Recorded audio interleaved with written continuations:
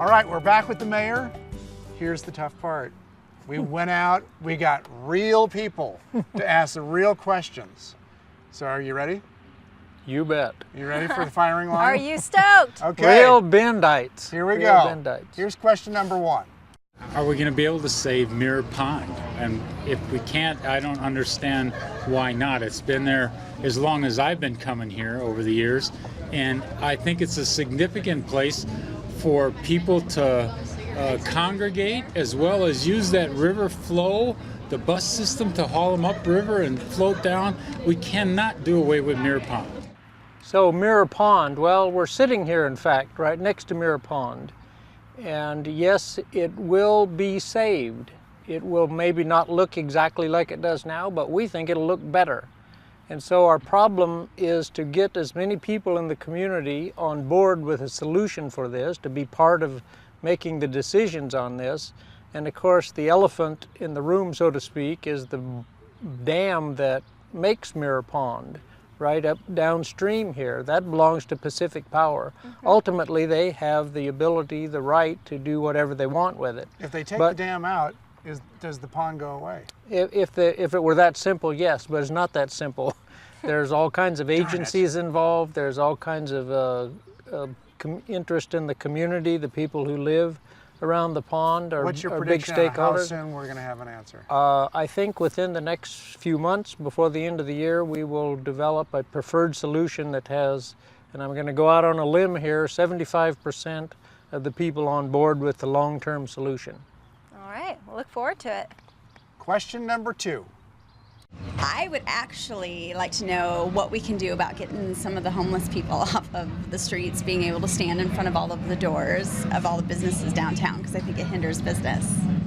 What's bugging me is the fact that we have a lot of panhandlers on the street corners, and the homeless population seems to be increasing in downtown Bend. And the question is, Why? And what are we going to do about it? So this is about the homeless problem in the downtown area, especially the panhandlers.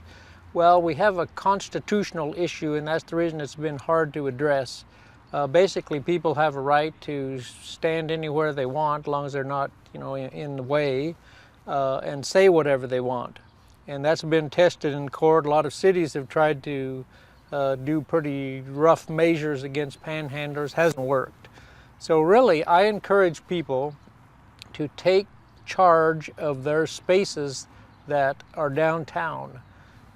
We have done our part at the city by increasing police patrols during the summer, and I think that's made a difference. But it's really up to the community to take charge of its own public areas, to use them. what can they do? They can get in the panhandler's face, and if the panhandler's trying to get in their face, they can get in the panhandler's face. Make it uncomfortable for that kind of activity to happen.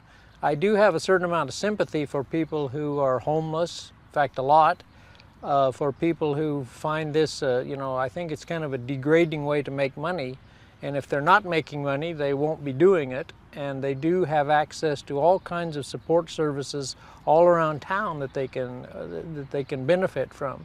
So really, it's not a very, it's not something that clearly ought to be encouraged.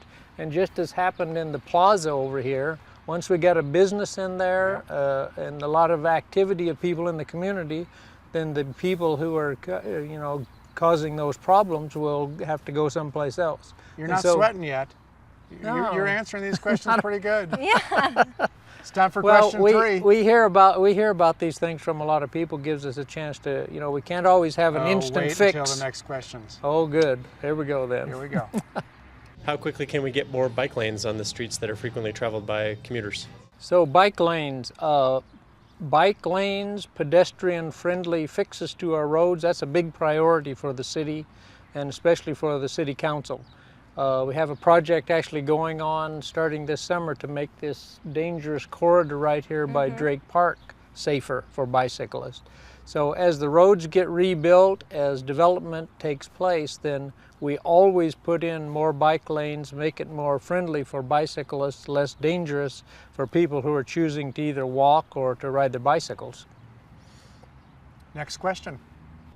Why are these helicopters flying over constantly that are air life when it's very doubtful that there are that many people hurt or stranded out in the woods somewhere? I don't find there to be a lot of helicopter traffic. I do know that at the Bend Airport, half of the operations are helicopters, but I don't know exactly why that's perceived as such a big you problem. don't think there's surveillance going on? Surveillance? Violently. No, I don't think we have anything here in Bend that's that worth surveilling. Well, think- he does. I think he the You guy- have does. an observation about the questioner.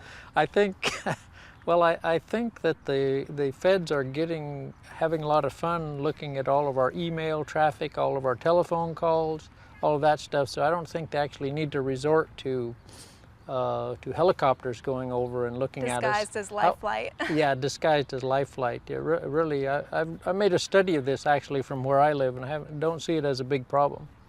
However, in the future, maybe we can look forward to drones zipping around taking pictures of us all the time. Now, there's a bigger problem. Trust me, he's thought of that already. That's That right. guy That's is the on next top set of that. questions. Okay, Mr. Mayor, thank you, sir. thank you. Thank you. Thank you, Mackenzie. Good answers. Whew, no surveillance. We'll be back.